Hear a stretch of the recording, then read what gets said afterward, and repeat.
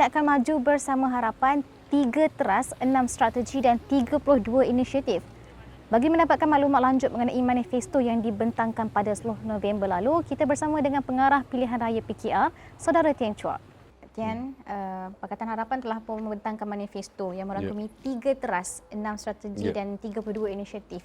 Satu nombor yang sangat cantik tersusun. Jadi, Tian selaku pengarah pilihan raya PKR ataupun Pakatan Harapan untuk PRN kali ini, mengapa memilih 3 teras, 6 strategi dan 32 inisiatif ini, Tian?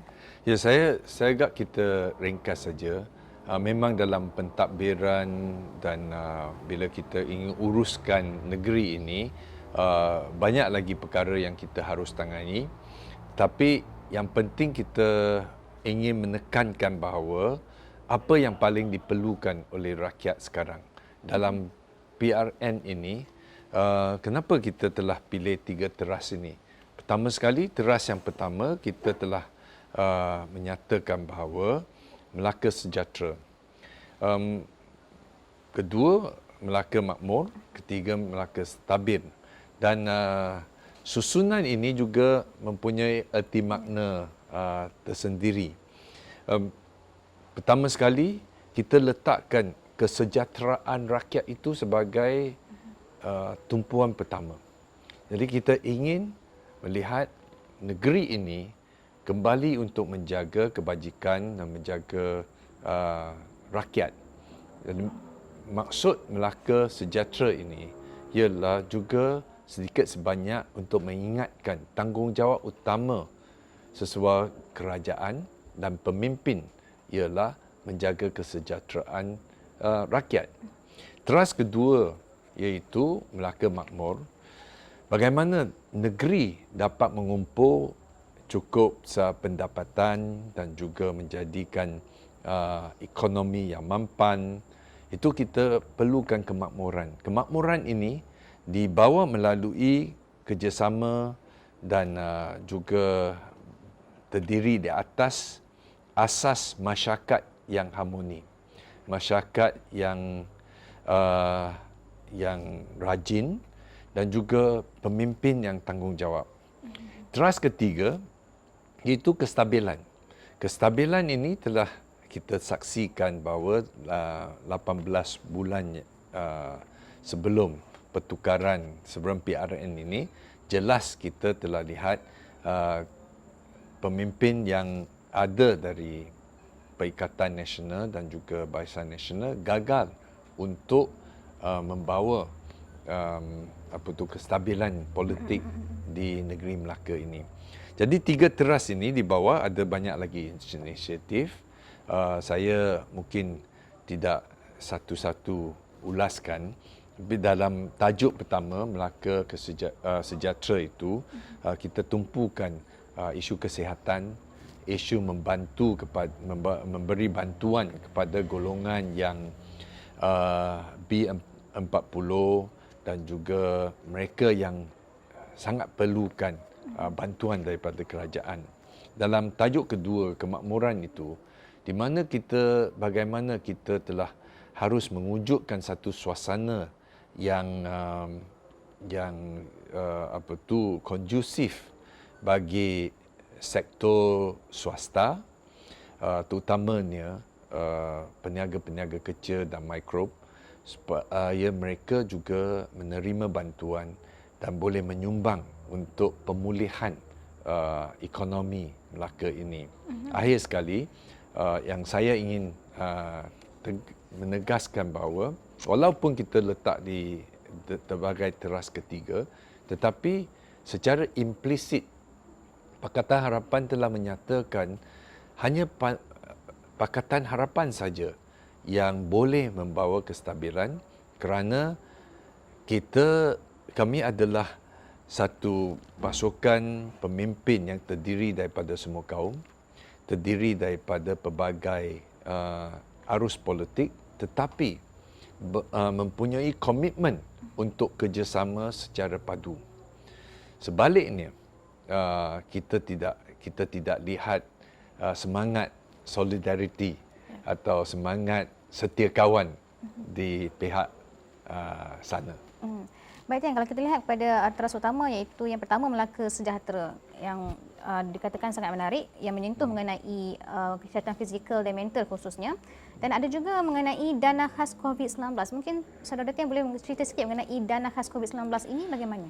Ya, saya secara khusus nanti bila kalau kita memerintah nanti kita akan kita ulaskan bagaimana agihan bantuan kepada mereka yang menjadi mangsa COVID ini. Apa yang kita ingin highlightkan ialah isu impact COVID kepada masyarakat itu bukan saja secara fizikal, bukan saja kepada mereka yang telah jangkit, tetapi keseluruhan. Bagaimana kita harus memberi bantuan dana ini untuk menjaminkan kesejahteraan bagi keluarga dari segi fizikal dan mental. Kerajaan pusat ada dana tersendiri, tapi saya percaya pihak kerajaan negeri juga boleh menyumbangkan untuk membina dana ini dan memberi bantuan kepada sektor yang mungkin telah diabaikan oleh kerajaan pusat. Dan kalau untuk melihat kepada teras yang kedua iaitu Melaka Makmur, ini terbagi pada 3 iaitu peluang pekerjaan, sokongan perniagaan dan menarik pelaburan langsung itu asing di FDI. Boleh Tian Teras jelaskan mengapa 3 perkara ini dimasukkan dalam Melaka Makmur? Dalam pengakhiran ekonomi ini, yang paling penting ini bukan saja kita bagi bantuan, bagi cash atau memberi beberapa ratus voucher untuk dibelanjakan. Yang paling penting ialah rakyat ingin kembali peluang untuk mencari pendapatan melalui pekerjaan. Peluang untuk merekakan, untuk mencipta lebih banyak peluang pekerjaan ini sangat penting. Ramai mereka yang menjadi mangsa kerana kerawatan yang berlaku yang akibat daripada COVID ini, pandemik ini, ialah mereka hilang peluang pekerjaan. Jadi kerajaan harus menumpukan 2 aspek. Satu ialah bagaimana kita menggalak sektor swasta untuk memperbanyakkan peluang pekerjaan. Jadi ini perlukan kerjasama daripada kerajaan untuk mengagihkan pelbagai sokongan kepada sektor ini. Kedua ialah kita harus mempercepatkan proses digitalisasi dari aspek pekerjaan, iaitu kita menggunakan teknologi seperti big data dan dengan yang adanya dengan pelbagai teknologi yang advance ini untuk buat job matching supaya mereka yang perlukan pekerja dan mereka yang perlukan kerja ini boleh mudah digabungkan supaya mereka dapat peluang pekerjaan. Saya juga ingin sentuh sedikit tentang menggalakkan pelabur. Bukan saja pelabur asing tetapi pelabur domestik. Ini sangat berkait dengan teras yang ketiga, iaitu kestabilan politik. Kita perlukan pasukan pemimpin yang betul-betul committed dan prihatin. Tidak boleh ada di lapisan ini orang yang ada rekod rasuah. Tidak ada mereka yang sentiasa berselisih dalam politik. Ini tidak akan menanam keyakinan kepada pelabur, baik pun asing atau domestik. Jadi sangat pentinglah kita melakukan begitu. Dalam perkara ini, kita juga ingin kontraskan bagaimana PH menguruskan masyarakat supaya masyarakat ini harmoni, kerana PH adalah gabungan pelbagai kaum. Kita terdiri daripada, kami ada semua kaum diwakili dalam kepimpinan, dan adalah sangat penting kita mendorong masyarakat yang berbilang kaum ini bersama-sama untuk membangunkan semula ekonomi negeri ini. Baik, baik Tian, dan yang teras yang terakhir itu Melaka Stabil, saya tertarik dengan satu perkara itu, enactment anti lompat parti. Ya, di mana adakah tawaran yang dibuat oleh PH ini sebenarnya adalah dianggap sebagai memancing para pengundi yang sudah membosan dengan pemimpin yang lompat. Saya ingat fenomena lompat parti itu harus ditangani dengan dua cara. Satu ialah dengan mengukuhkan lagi kepimpinan yang ada. Dengan ini Pakatan Harapan harap menyerukan kepada rakyat supaya bagi kita majoriti yang selesa, supaya tidak tergugat kerana adanya orang yang lompat atau adanya calon bebas yang boleh pilih mana-mana selepas mereka menang. Itu tidak akan membantu untuk mewujudkan suasana yang stabil. Kedua ialah kita juga rasa dari aspek undang-undang kita boleh mencadangkan beberapa enactment yang menyekat mereka sewenang-wenangnya tukar parti seolah-olah mengejar kuasa. Jadi dua perkara ini adalah tawaran kami supaya kita boleh menjaga kestabilan politik. Baik, yang kalau kita melihat kepada manifesto pihak yang di sebelah sana, iaitu Barisan Nasional yang menggariskan 1 matlamat, 5 teras dan juga 103 inisiatif. Saya juga ingin ulaskan. Sebenarnya kalau kita baca 5 teras ini, walaupun kami 3 teras, 5 teras ini, agak menarik ialah sebenarnya 5 ini agak mirip dengan apa yang ditawarkan oleh Pakatan. Ini juga bermaksud pihak Barisan Nasional juga sedar ini yang diimpian oleh rakyat. Rakyat impikan kestabilan, kemakmuran dan kebajikan dapat dijaga. Walaupun dengan ayat yang berbeza, tetapi maksudnya agak sama. Tapi itu hanya atas kertas. Saya ingin ulas dari satu. Pertama, mereka telah letakkan kestabilan politik sebagai teras pertama. Ini bagi saya menunjukkan bahawa memang rakyat tidak percaya kepada kestabilan ini boleh datang daripada Barisan Nasional atau Perikatan Nasional.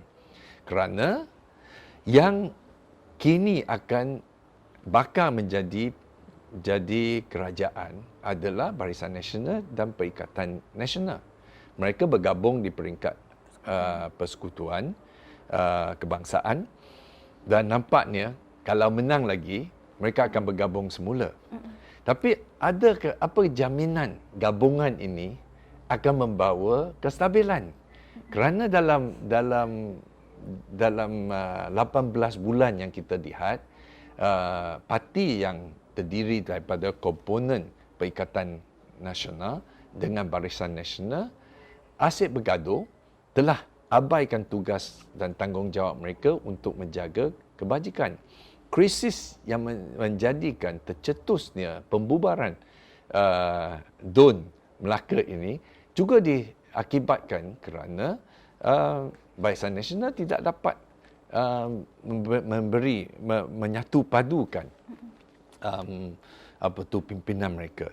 Jadi bagi saya ini adalah satu janji kosong saja, dan saya yang lain lebih kurang sama, tetapi dengan tanpanya pemimpin yang berwibawa, pemimpin yang boleh membawa keyakinan.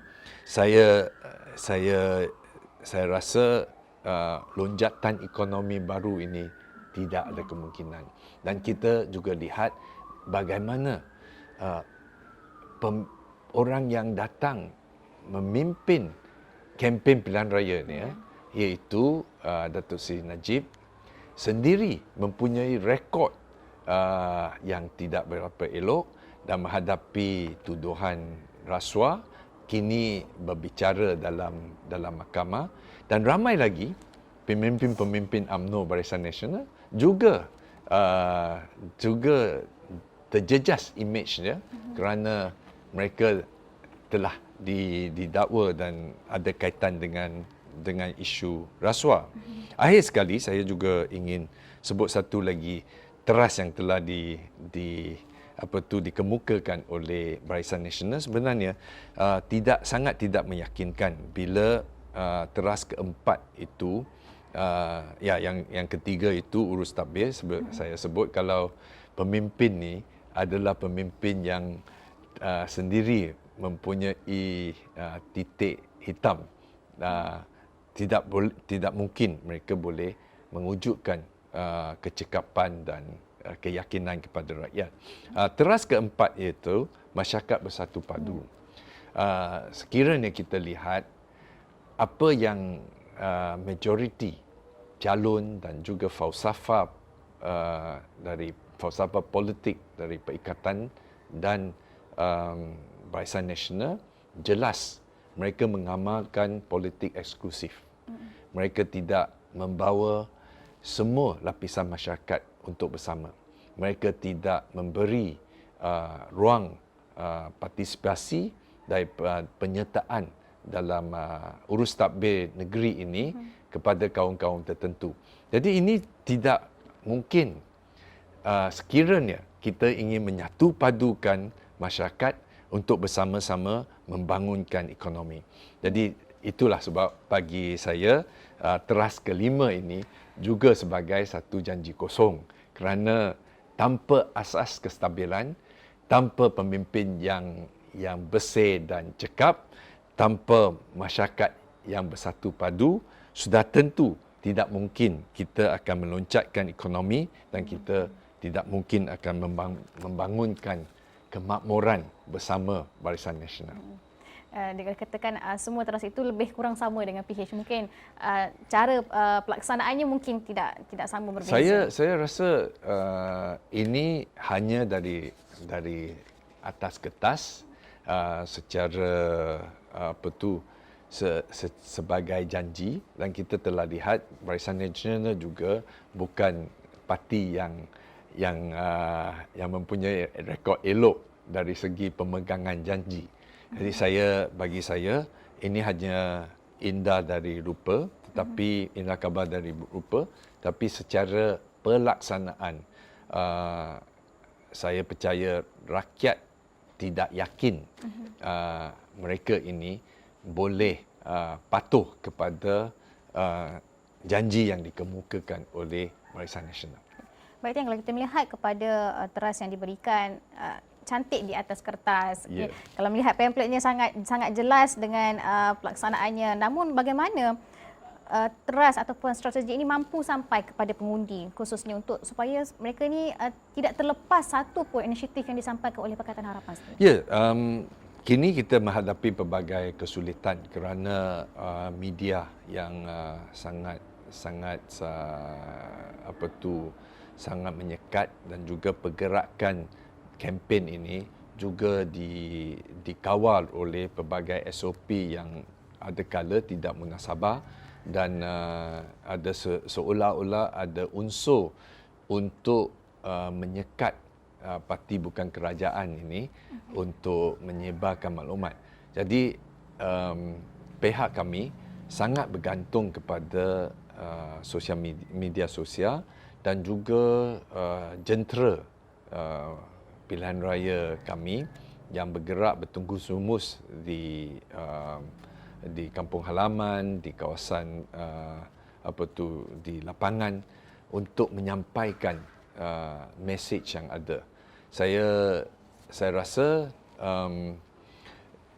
jelas kita mempunyai kelebihan dari segi material yang kita akan sebarkan. Yang sekarang ni kita ada seminggu lebih, lebih kurang, untuk kerja keras untuk menyampaikan mesej ini ke bawah. Baik Tian, 32 inisiatif 6 strategi ini dengan barisan-barisan calon yang muka baru. Jadi bagaimana kepimpinan PH sendiri memberi kepercayaan, sejauh mana kepercayaan kepimpinan PH sendiri terhadap calon-calon ini untuk melaksanakan manifesto jika diberi mandat oleh rakyat pada 20 November nanti? Walaupun PH mencadangkan ramai calon-calon baru, tetapi mereka masing-masing mempunyai pengalaman dalam bidang mereka. Ada yang mereka dari sektor swasta, ada yang di antara mereka dari sektor pejabat awam, dan dengan sejarah perjuangan yang kita ada selama ini, selama lebih daripada 2 dekad, dan ramai di kalangan calon ini datang daripada akar umbi, sudah tentu mereka memahami aspirasi rakyat lebih daripada mereka yang sudah bertahun-tahun duduk dalam golongan elit yang menikmati pelbagai kemudahan. Itu kelebihan pihak kami. Dan juga jangan lupa kami mempunyai tokoh yang mempunyai pengalaman, walaupun muda, bakal ketua menteri yang telah dicalonkan oleh Pakatan Harapan, iaitu Datuk Seri Adli, adalah mempunyai pengalaman dalam walaupun tidak sampai sepenuh penggal, tapi telah menunjukkan prestasi yang baik. Dan bergabung lagi dengan Datuk Seri Idris yang pernah menjadi ketua menteri. Pencantuman kedua-dua ini dengan pengalaman yang ada, saya yakin mereka mampu untuk menterajukan Melaka ini dari segi ekonomi, pelaburan dan pentadbiran. Dan juga disokong oleh tokoh seperti Samsul Iskandar yang pernah menjadi timbalan menteri dan sudah penggal ketiga menjadi ahli parlimen. Dan pengalaman ini bukan saja kita boleh terhad kepada calon atau ahli Dewan Undangan Negeri yang bakal dipilih, tetapi juga dengan khazanah pengetahuan yang ada di PH ini di bawah pimpinan Datuk Seri Anwar Ibrahim, saudara Lim Guan Eng dan juga YB Mat Sabu. Dan inilah yang penting ini, ialah kita telah memikul tanggungjawab secara kolektif kepada rakyat Melaka. Kita akan membangunkan negeri ini mengikut acuan dan harapan rakyat. Baik Tian, apakah seruan Tian kepada pengundi Melaka dengan pelan tindakan maju ini dan kelebihannya berbanding calon awal? Saya sekali lagi menegaskan bahawa pengundian ini sangat penting. Ini akan menentukan masa depan orang Melaka dan juga keseluruhan Malaysia. Dia mempunyai impact tertentu, dan saya yakin sekiranya rakyat bijak memilih, memihak kepada Pakatan Harapan, sudah tentu Pakatan Harapan akan membawa kemajuan yang besar kepada negeri Melaka. Walaupun Melaka kecil, segala-galanya bermula dari sini. Melaka boleh menjadi contoh kepada negeri-negeri lain bagaimana sebuah masyarakat majmuk, bersejarah dan mempunyai budaya yang begitu kaya sekali, mampu dan juga termasyhur di dunia ini, mampu sekali lagi mencapai kegemilangan yang kita pernah merasa bangga kepada negeri yang kita sayangi ini. Baik, Tian, ini soalan terakhir. Bagaimana Tian melihat kepada suasana kempen sepanjang perayaan ini sudah mungkin 4-5 hari dan juga ada yang perkongsian Wabi Fahmi Fazil mengatakan ada yang di compound 4,000 kerana menggunakan lambang Pakatan Harapan, memakai baju Pakatan Harapan. Jadi Tian bagaimana melihat ketidakjelasan SOP sepanjang kempen ini? Kempen pilihan raya kali ini agak baru bagi pengalaman saya. Saya yang pernah 20 tahun melalui pelbagai kempen pilihan raya, kali ini merupakan satu cabaran, satu dalam keadaan yang sangat mencabar. Saya rasa mungkin agak sulit untuk kami mendorongkan mood yang tinggi kerana tidak ada ceramah, kita tidak ada kita tidak boleh buat himpunan dan pelbagai sekatan ini menjadi penghalang bagi pekerja-pekerja kempen ini untuk mengukur suhu berapa hangatnya di antara pengundi. Tapi walau bagaimanapun, saya harap dan juga dengan pelbagai kompaun yang sangat eksesif, yang sangat melampau, ini tidak adil dan tidak munasabah. Harap ada perubahan untuk pilihan raya yang akan datang. Tapi bagaimanapun, saya masih yakin kepada kebijaksanaan dan pemikiran pengundi dan mereka akan pilih terbaik untuk masa depan anak cucu orang Melaka. Baik.